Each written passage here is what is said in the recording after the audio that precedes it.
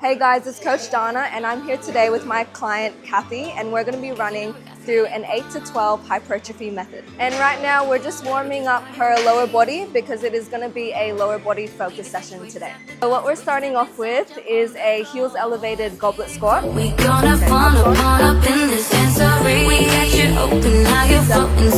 are moving on with the leg extension.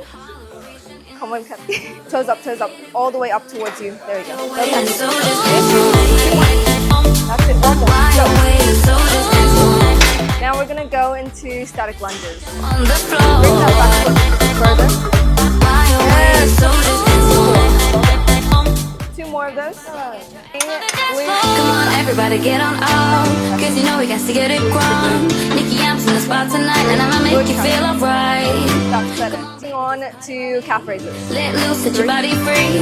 Leave your situations at the door, so when you step inside, jump on the floor. Let's get it. We are all done, and Cathy did really well.